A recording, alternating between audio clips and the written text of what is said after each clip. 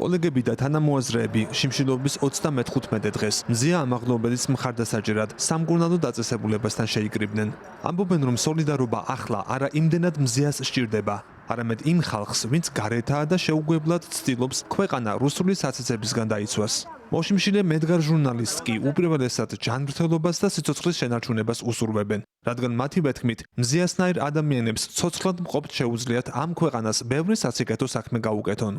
მან ძალიან სამაგალითო ბრძოლა აჩვენა ამ ხნის განმავლობაში და დღეს 35 დღეა მისი შიმშილობის და წამზომი არის ჩართული. ჩვენ ძალიან გვეშინია, რომ მას შეიძლება რაღაცა ფიზიკურად დაემართოს და ანუ ეს არავინ არ უნდა დაუშვათ. არც ერთმა ჩვენგანმა ამას ვერ ვაპატიებთ ჩვენ თავს ვერც ერთი, რომ მზიას რაიმე დაემართოს და ამიტომაც დღეს ჩვენი მთავარი ამოცანა არის, რომ მზია დავიხსნათ რეჟიმის ტყვეობისგან, მზია ფიზიკურად გადავარჩინოთ და კიდევ ერთხელ გამოვხატოთ ჩვენი სოლიდარობა. მე მგონი ჩვენ უფრო გვჭირდება ეს აქტი ვიდრე მზიას, იმიტომ რომ ჩვენზე მყარად დგას და ჩვენზე ძლიერია ის. კიდევ ერთხელ მივწერეთ, რომ შეეწყვიტა შიმშილობა, იმიტომ რომ მართლა ძალიან მცირეერი ვართ, ხო?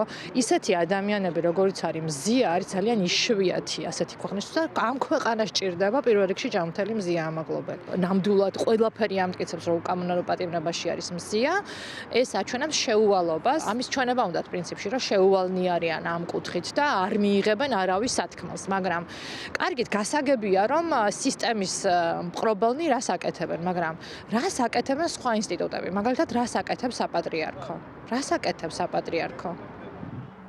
კლინიკა ვივა მედთან სხვადასხვა მაუწყებლისა თუ გამოცემის ჟურნალისტი მივიდა, არა როგორც პროცესის გამშუქებლები, არამედ როგორც პროტესტის მონაწილეები. ამბობენ, რომ ხელისუფლებამ თავისი ქმედებებით ჟურნალისტიკა პროფესიული სტანდარტებიდან და ჩარჩოებიდან გამოიყვანა, რასაც მზია ამაღლობელის მიმართ განხორციელებული სისტემური დასჯის მიდგომებიც ადასტურებს. მათი ვეთქმით, კრიტიკული ჟურნალისტიკა, რაც მედიის პირდაპირი ვალდებულებაა, ახლა დიდი წნეხის წინაშეა და რეპრესიების ზღვარი კიდევ უფრო იმატებს, რაც საქართველოს საზოგადოებას ხმის ამომღები ინსტიტუციის გარეშე დარჩენის საშიშროების წინაშე აყენებს.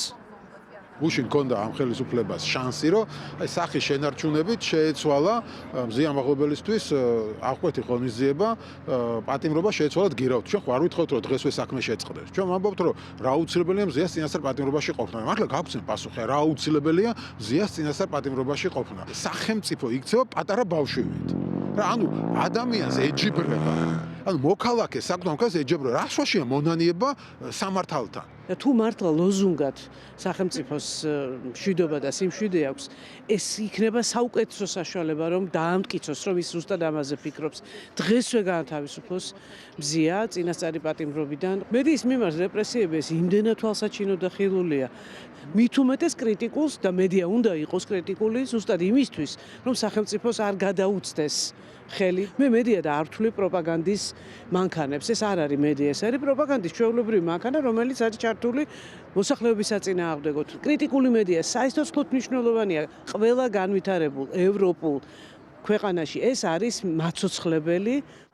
მზია ამაღლობელის მხარდასაჭერად შეკრებილი ჟურნალისტები ამბობენ, რომ სანამ იბრძვი ცოცხალი ხარ და ჟურნალისტის სიტყვას სწორედ მაშინ აქვს ფასი, თუ ის ამხელს და სიმართლეს ამბობს.